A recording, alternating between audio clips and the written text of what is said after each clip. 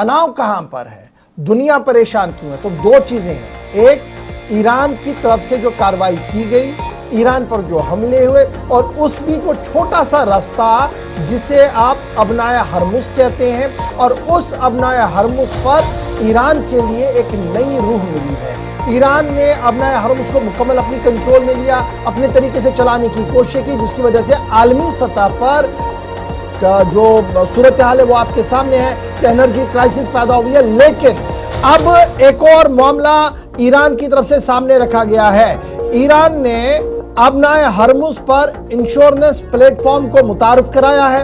एक बड़ी खबर हम आपके सामने रख रहे हैं। अबनाए हरमुज पर इंश्योरेंस प्लेटफॉर्म के तहत काम किया जाएगा। डिजिटल मैरीटाइम पॉलिसी को मुतारिफ कराया गया ईरान की तरफ से, और पेमेंट बिटकॉइन में होगी, इसकी वजाहत कर दी गई है। स्ट्रेट ऑफ हॉर्मुज खुला रहेगा, चौक नहीं रहेगा, लेकिन उन जहाजों के लिए जो उस मामले को मानेंगे, उन कवानीन को मानेंगे जो ईरान की तरफ से अबनाए हरमुज पर लगाए गए हैं।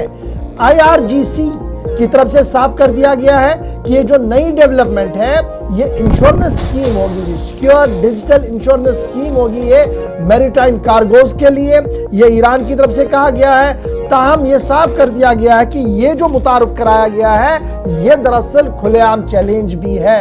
अबनाए हरमुज से बड़ी खबर, जहां टैक्स देने की बात पहले आ रही थी, अब दूसरी बात कही गई कि आपने डिजिटल इंश्योरेंस करना होगा, और यह डिजिटल इंश्योरेंस जो है वो बिटकॉइन में करना होगा। और कहीं ना कहीं हर गुजरते दिन के साथ अमेरिका के लिए एक नया चैलेंज यहां अबनाए हरमुज से आ रहा है। इस पर जरा मजीद बात करेंगे, हमारे साथ इदरीस ज्वाइन कर चुके हैं। इदरीस, जरा मजीद डिटेल बताइएगा, ये जो ईरान ने डिजिटली एक इंश्योरेंस का प्लान सामने रखा है, क्या है ये प्लान?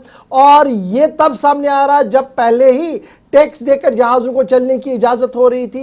ये तब हो रहा है जब हम ये बता रहे हैं कि आइंदा 24 घंटे इंतहाई अहम है, ईरान के लिए हमले हो सकते हैं। ये तब हो रहा है जब ईरान के हदूद के अंदर अबनाए हरमुज मौजूद है, मुकम्मल कंट्रोल ईरान लगातार दावा कर रहा है, और अमेरिका की नाकाबंदी भी चल रही है। डिटेल्स जरा फटाफट से बताइएगा। जी बिल्कुल इशफाक गौहर साहब, मैं बताना चाहूंगा जिस तरीके से ये जो IRGC की जानिब से ये बड़ी पेशरफ्त की जा रही है ईरान के अंदर, इसमें सबसे पहले यही चीज समझने की बात है कि जो सबसे पहले, ऐसे आपने भी तज़किरा किया, जो टैक्स का पहले था, ट्रांजिट जो टैक्स लेने के हवाले से थी बात, लेकिन उस पर इंटरनेशनल जो लॉ है वहां पे उसमें आड़ आ रहा था कि जो स्ट्रेट्स हैं वहां पर आप ये चीजें नहीं कर सकते हैं, बार बार इस चीज पर उनको कहा गया था।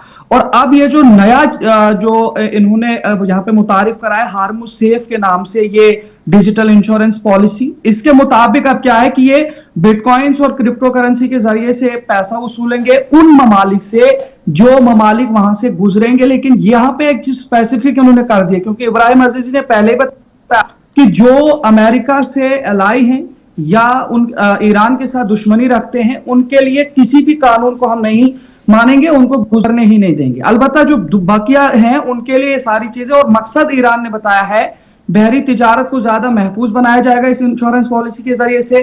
और जो मगरिबी इंश्योरेंस ये जो इंश्योरेंस पॉलिसी है, जब जहाज यहां से चलेगा, अगर उस पर गोला चला कहीं से भी, चाहे वो उधर से आए इधर से, और उसको नुकसान पहुंचा, तो ये इंश्योरेंस उस जहाज को मिलेगा, उस मुल्क को मिलेगा जिनका ये जहाज होगा, या क्या कुछ और इसके पीछे क्या और डिटेल्स ईरान की तरफ से सामने रखी जा रही है?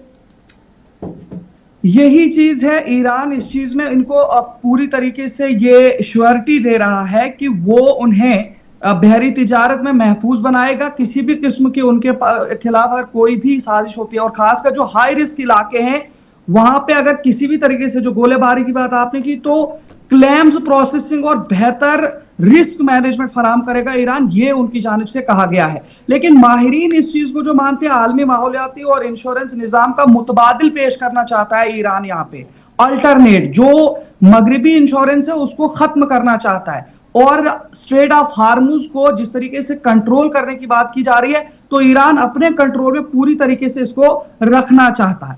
और अब इससे होगा क्या, वो मैं थोड़ा सा आपको 2-4 पॉइंट्स बताना चाहूंगा।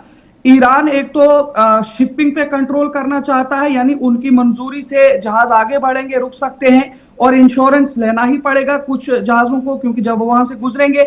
और दूसरी बात यह है कि ये कार्गो और कमर्शियल जो शिप्स हैं उनके लिए कहा गया है।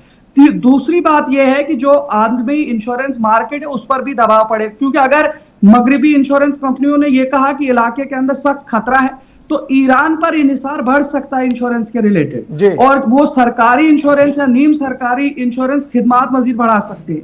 इसके अलावा जो सबसे बड़ी बात है, इसकी वजह से तेल की कीमतों में इजाफा हो सकता है, क्योंकि जब ईरान के पास कंट्रोल रहेगा तो वो अपने हिसाब से वो चीजें कर सकते हैं। और इससे एक और चीज होगी, चीन है, रूस है, या वो ममालिक जिन पर अमेरिका ने पाबंदियां लगाई हैं, सैंक्शंस लगाए हैं, वो ईरान के साथ इस मामले में जुड़ सकते हैं और आगे बढ़ सकते हैं। चलिए, बहुत शुक्रिया इदरीस हमारे साथ ज्वाइन करने के लिए। फिलहाल आने वाले 24 घंटे भी बड़े अहम है। इस बीच हर गुजरते दिन के साथ ईरान एक नई डिप्लोमेसी और एक नए चैलेंज के साथ उभर कर सामने आ रहा है। देखना होगा ये जो नया क्रिप्टो वाला मामला है, डिजिटल इंश्योरेंस वाला मामला, ये किस तरीके से आगे बढ़ रहा है।